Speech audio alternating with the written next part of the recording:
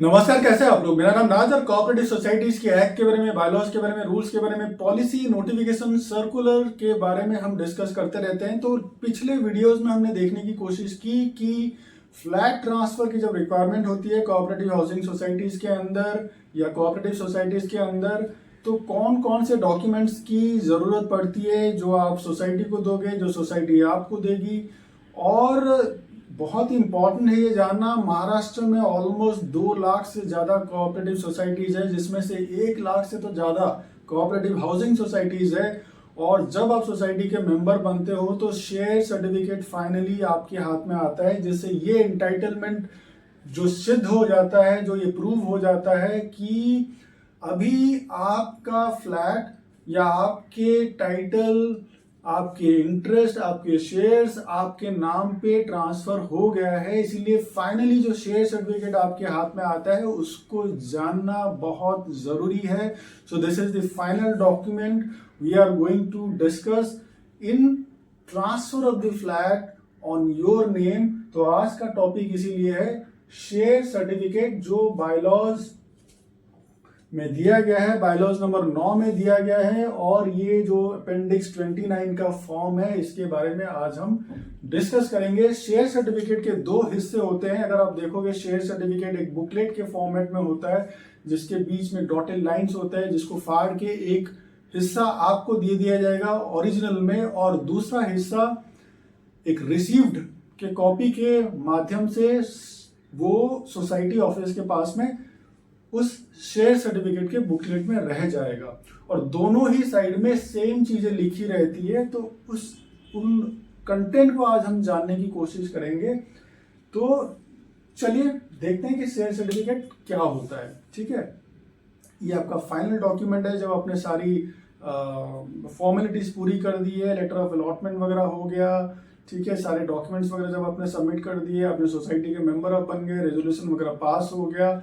अब बारी है कि आपको share certificate society managing committee issue कर दे। सेक्रेटरी, चेयरमैन या मैनेजिंग कमेटी के जो भी मेंबर है, ऑथराइज मेंबर होगा शेयर सर्टिफिकेट यूज पे साइन करने के लिए, वो आपको शेयर सर्टिफिकेट इशू कर दे।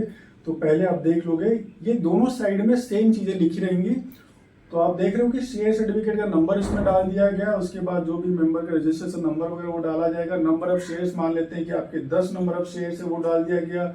सोसाइटी का नाम डाल दिया गया। फिर रजिस्ट्रेशन नंबर, सोसाइटी का जो भी रजिस्ट्रेशन नंबर होगा, मान लेते हैं जो भी डेप्यूटी रजिस्ट्रार, ज्वाइंट रजिस्ट्रार या कोई और जो भी जुरिस्डिक्शन होगा, वहाँ पे रजिस्ट्रार का जो भी नंबर होगा, ठीक है, सिडको या माड़ा जहाँ के अंडर में वो आता होगा, वो डाल दिया गया। डेट डाल दिया गया, जिस डेट को आपकी सोसाइटी का रजिस्ट्रेशन हुआ है। फिर this is to certified that कि ये आदमी, ये औरत या फिर कोई कंपनी के नाम पे अगर वो फ्लैट का अलॉटमेंट हो रहा है, ठीक है, प्रॉपर्टी का टाइटल, शेयर, इंटरेस्ट वगैरह ट्रांसफर हो रहा है, तो ये यहाँ पे श्री, श्रीमती या मैसर्स करके डाला गया है।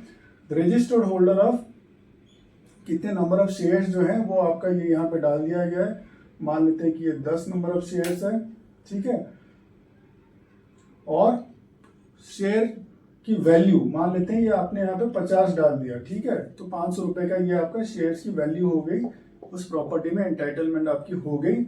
फिर उसके बाद नंबर्स डाल दिया जाएगा। मान लेते हैं कि 101 से लेके 1005 तक आपका शेयर्स, ठीक है करके वैसे डाल दिया गया। और सोसाइटी का नाम यहाँ पे डाल दिया गया, ठीक है। ये नंबर्स वगैरह जैसा आप अपने हिसाब से देख लेना, ये जो भी हो सकता है, ठीक है। फिर उसके बाद subject to the bylaws, bylaws में जो प्रोविजंस दिए होंगे, मतलब वो सारी चीजों को जब आपने कंप्लाई किया होगा, उसमें से कुछ छूटना नहीं चाहिए, या बाद में कोई discrepancy find out society managing committee नहीं करना चाहिए, या रजिस्ट्रार ऑफिस को नहीं करना चाहिए किसी के कंप्लेन के बेस पे या एप्लीकेशन के बेस पे। तो उस चीज को आपको ध्यान रखना, सोसाइटी मैनेजिंग कमेटी को भी ध्यान में रखना। तो subject to the bylaws of the said society. फिर उसके बाद given under the common seal of the said society. जब हम बात करते हैं कि कॉमन सील मतलब when all the documents has been verified, when it has been authenticated, now the managing committee is sure that कि अभी इसमें कोई डिस्क्रिपेंसी नहीं है। उस केस में सोसाइटी मैनेजिंग कमेटी रेजोल्यूशन भी पास कर रही है। फिर उसके बाद जब ये कंफर्मेशन हो जाए for the execution of the document, the common seal, एक जैसे राउंड सा गोल सिक्का यहाँ पे मार दिया जाएगा जिसके ऊपर सोसाइटी का नाम लिखा रहेगा, ठीक है। और यहाँ पे जो भी सिडको माड़ा जहाँ का भी रजिस्ट्रेशन आपने किया होगा वो रजिस्ट्रेशन नंबर भी यहाँ पे ऐसे लिखा हुआ होगा, ठीक है। फिर उसके बाद 3 लोग यहाँ पे सिग्नेचर करेंगे। एक तो कोई एक मैनेजिंग कमेटी का मेंबर जिसको ऑथराइज किया गया है मैनेजिंग कमेटी का रेजोल्यूशन पास करके कि ये सिग्नेचर करेगा, तो वो आदमी, वो member of the managing committee signature करेगा, सोसाइटी का सेक्रेटरी सिग्नेचर करेगा और सोसाइटी का चेयरमैन सिग्नेचर करेगा, ठीक है। और उसके नीचे रिसीव्ड द शेयर सर्टिफिकेट, आपको दे दिया, आपने गुम कर दिया, आपने खराब कर दिया, या आपका, ठीक है, जल गया या और कोई ऐसे इंसिडेंट्स हो गए तो कौन रिस्पॉन्सिबल होगा? तो प्रूफ सोसाइटी मैनेजिंग कमेटी के पास में रहना चाहिए कि आपको इश्यू कर दिया गया। तो आप यहाँ पे डेट डालोगे और रिसीवर सिग्नेचर, मतलब आप रिसीव कर रहे हो, आपने सिग्नेचर डाल के एक कॉपी सोसाइटी ऑफिस में जो लेफ्ट हैंड साइड में रहेगा शेयर सर्टिफिकेट के रिसीव्ड वाला कॉपी वो सोसाइटी रख लेगी, और ये वाला साइड जो बड़ा वाला साइड है वो आपको इश्यू कर दिया जाएगा, ठीक है। तो इस साइड में भी आप देखोगे सेम चीजें सब लिखी हुई है, रजिस्ट्रेशन नंबर वगैरह, शेयर्स की वैल्यू लिखी हुई है, नंबर ऑफ शेयर्स लिखी हुई है, डेट ऑफ इश्यूएंस लिखी हुई है, शेयर्स की वैल्यू कितनी है लिखी गई है, और divided into number of shares. मान लेते हैं कि आपकी शेयर कैपिटल की वैल्यू है, कुछ भी आप डाल सकते हो, जैसे 20,000 आपकी शेयर कैपिटल की वैल्यू है, 2000 में डिवाइडेड इनटू आपने 2000 में डिवाइड कर दिया, ठीक है। नंबर ऑफ मेंबर्स के हिसाब से आपकी शेयर कैपिटल की वैल्यू और the value of each share decide होता है, और उसके हिसाब से अभी जैसे मानते हैं कि यहाँ पे 50 रुपए पर शेयर की वैल्यू है, ठीक है। सोसाइटी का एड्रेस डाल दिया, सोसाइटी का नाम डाल दिया आपने, फिर उसके बाद registered under Maharashtra cooperative societies act 1960। ये जितने भी चीजें आपको दी जा रही है ये किसी रेगुलेशंस के हिसाब से, किसी पॉलिसी के हिसाब से, या किसी एक्ट के हिसाब से, रूल के हिसाब से ही आपको दी जा रही है। तो यहाँ पे महाराष्ट्र कोऑपरेटिव सोसाइटीज एक्ट में ये प्रोविजन है, ये शेयर सर्टिफिकेट आपको देना है, और उसको कौन सा चीज कंप्लाई करता है? बायलॉज कंप्लाई करता है। तो यहाँ पे बायलॉज नंबर 9 की हम बात कर रहे हैं, जहाँ पे शेयर सर्टिफिकेट इश्यू करने की बात की जा रही है।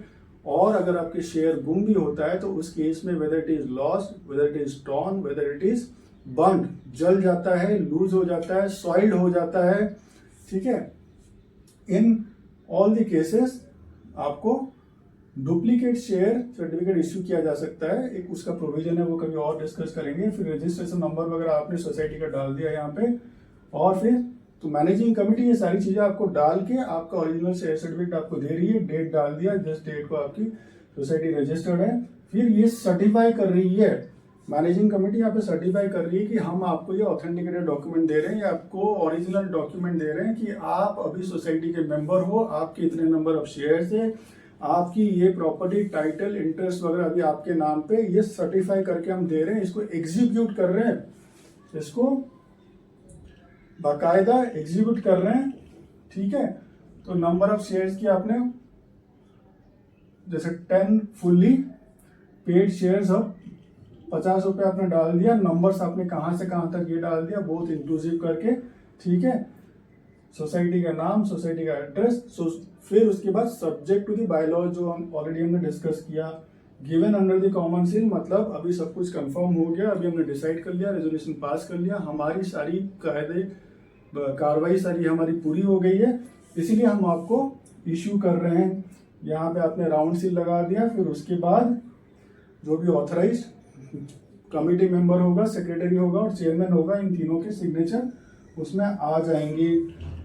अब क्या होता है कि आप शेयर्स को ट्रांसफर भी करते हो, तो इसके लिए शेयर सर्टिफिकेट के पीछे में आपको memorandum of transfer with in the mentioned shares, जब आप शेयर्स को ट्रांसफर करते हो, जब घर को खरीदना बेचने का ये काम होता है, तो शेयर सर्टिफिकेट के पीछे मेमोरेंडम ऑफ ट्रांसफर, मतलब वो सारी चीजें डिटेल्स में लिखी रहती है, किससे कौन फर्स्ट ओनर है, कौन सेकंड ओनर है, कौन थर्ड ओनर है, कहाँ से कहाँ वो ट्रांसफर हो रहा है। जैसे बिल्डर प्रमोटर से ये सोसाइटी में पहले मेंबर को ट्रांसफर हो रहा है, सोसाइटी के फॉर्मेशन के टाइम में उसने किसी और को बेचा, फिर उसने किसी और को बेचा, तो इस तरीके से जो है वो डिटेल्स यहाँ पे, ट्रांसफर की डिटेल्स यहाँ पे आ जाएंगे, जो ट्रांसफरर है और जो ट्रांसफरी है उनके डिटेल्स आ जाएंगे। और साइड में जब जब ट्रांसफर हुआ, साइड में authorised member of the managing committee, secretary of the managing committee और chairman of the managing committee,